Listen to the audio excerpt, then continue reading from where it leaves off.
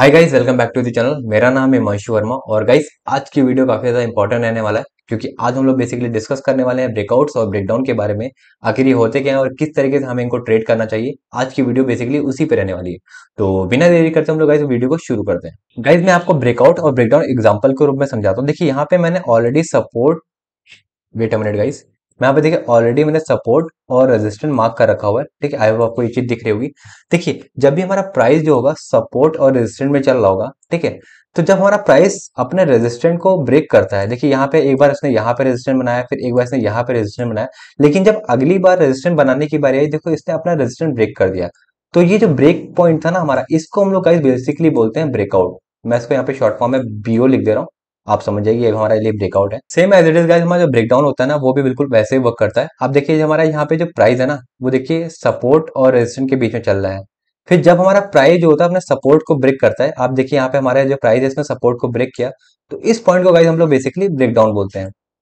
Guys अभी मैं बस आपको ये बता रहा हूँ कि हमें चार्ट पे किस तरीके से ब्रेकआउट्स और ब्रेकडाउन को आइडेंटिफाई करना है। अब हम लोग बेसिकली बात कर लेते हैं कि कब हमें ये चीज पता चलेगी कि जो हमारा ब्रेकआउट है या ब्रेकडाउन है वो जेन्युइन है या फेक है। तो आइए इस पे बात कर लेते हैं। देखो गाइस, अगर आप ब्रेकआउट्स और ब्रेकडाउन को ट्रेड करने का सोच रहे हो ना, तो सबसे पहले मैं आपको ये बता दूं, जो हमारे ब्रेकआउट्स होते हैं ना और जो ब्रेकडाउन होते हैं, सबसे ज्यादा जो ट्रैप किए जाते हैं लोग यहीं पे ट्रैप किए जाते हैं। क्योंकि देखिए यहाँ पे जो ऑपरेटर्स होते हैं ना दिमाग लगाते हैं, वो आपको झांसा देते हैं। देखिए यहाँ पे आपको फेक ब्रेकआउट भी देखने को मिलते हैं। मतलब कभी कभी क्या होगा, देखिए प्राइस जो होगा अपने स्ट्रक्चर को ब्रेक करेगा और थोड़ा ऊपर जाता है, आपको लगता है ये ब्रेकआउट हो गया, ब्रेकआउट हो गया, उसके बाद प्राइस वहीं से पलट जाता है।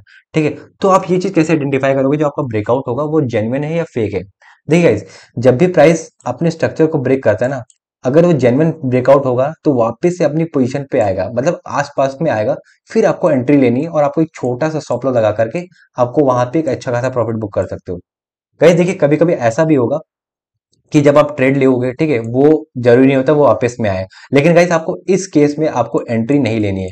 क्योंकि गाइस देखिए अगर आप मान लीजिए कोई स्टॉक प्राइस भाग रहा है, ठीक है, मान लीजिए निफ्टी ही है, अगर इसका प्राइस भाग रहा है, आप सोच रहे हो यार ब्रेकआउट आ गया लेकिन ये वापस से नहीं आया, चलो यहीं पे एंट्री ले लेते हैं, मतलब इधर का एंट्री लेते हैं गाइस। लेकिन यहाँ पे प्रॉब्लम क्या होगी कि आपका जो स्टॉप लॉस होगा ना काफी बड़ा हो जाएगा। और इस केस में गाइस मान लीजिए अगर प्राइस पलट गया, मतलब ये जो ब्रेकआउट था ये फेल हो गया, ठीक है, कह सकते हैं आप ट्रैप हो गए, तो यहाँ पे गाइस आपको काफी ज्यादा नुकसान हो सकता है। तो आपको ये गलती बिल्कुल भी नहीं करनी।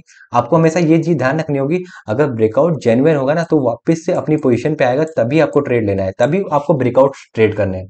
हो सकता हो गाइस ऐसा ना हो, लेकिन गाइस आप ऐसे में ट्रैप होने से बच सकते हो। तो आपको ऐसी चीजें बिल्कुल भी नहीं करनी कि आप प्राइस भाग रहे हैं, आप बीच में कहीं पे एंट्री ले लो और अगर वहां से वो रिवर्स कर जाए तो आपका नुकसान लंबा हो जाए।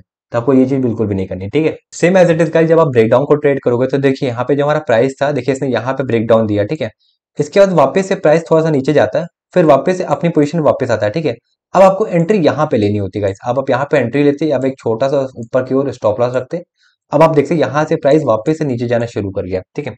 गाइस कभी कभी ऐसा भी होता है, देखिए ये सारी चीजें फॉलो करता है, मतलब प्राइस यहाँ पे स्ट्रक्चर ब्रेक करता है, वापस ऊपर आता, और कभी कभी ऐसा भी होता है वो वापस ऊपर चला जाता है, ठीक है। मतलब आप फेल भी हो सकते हैं, आपकी जो एनालिसिस थी वो फेल भी होती है, ठीक है। यहाँ पे आप एग्जांपल के रूप में यहाँ पे देख सकते हो, इसीलिए गाइस मैंने इसको यहाँ पे लिया भी। यहाँ पे देखिए उसने बिल्कुल सेम पैटर्न को फॉलो किया।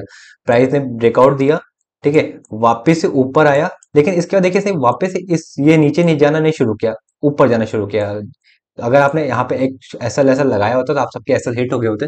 कहीं देखिए मार्केट अनसर्टेन है, ठीक है, ये सबको पता है। आप कितनी भी स्ट्रेटेजीज फॉलो कर लो, आप सारी चीजें बिल्कुल इंप्लीमेंट कर लो, लेकिन जरूरी नहीं है हर चीज बिल्कुल आपके अकॉर्डिंग हो।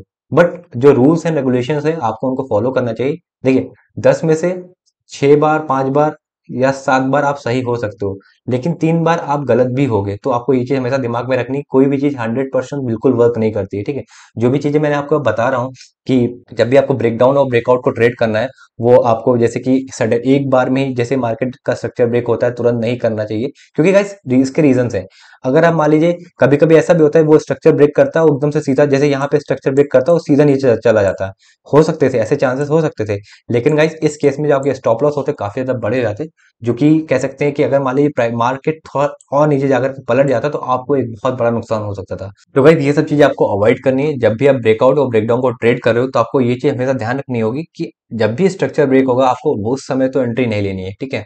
क्योंकि उस समय आप ट्रैप होने के आपके चांसेस ज्यादा होंगे, तो आपको एक बार में जब भी स्ट्रक्चर ब्रेक होगा आपको उस टाइम एंट्री नहीं मारनी। जब प्राइस वापस से अपने पॉइंट पे आएगा, मतलब यहाँ पे जिस जगह पे उसने ब्रेकआउट दिया होगा या ब्रेकडाउन दिया होगा, वापस से उस एरिया में वापस आएगा, तब आपको एंट्री लेनी है। तब आप कह सकते हैं कि वो एक सेफ साइड होगी, ठीक है? अगर फेलियर के चांसेस वहां भी रहेंगे, हो सकता है प्राइस वहां से भी पलट जाए, लेकिन गाइज वो एक जेन्युइन तरीका होगा ब्रेकआउट और ब्रेकडाउन को ट्रेड करने का। आई होप आपको ये चीज समझ में आ रही होगी। गाइज तो ये रही हमारी आज की वीडियो। और गाइज अगर आपको हमारी आज की वीडियो पसंद आई तो प्लीज यार आप लोग वीडियो को लाइक जरूर करें और चैनल को सब्सक्राइब भी करें। अगर फिर भी आपके कोई डाउट्स हैं, आपको लगता है यार कोई चीज मुझे समझ में नहीं आई या मैंने कुछ बताना भूल गया हूँ, तो आप क्या करो, आप लोग कमेंट बॉक्स में टाइप करो और मैं वहां पे आपके जो भी आपके डाउट्स होंगे वहां पे क्लियर कर दूंगा। तो गाइज बस आज की वीडियो में इतना ही। मिलते हैं हम लोग एक नए वीडियो में एक नए टॉपिक के साथ। तब तक के लिए जय श्री राम।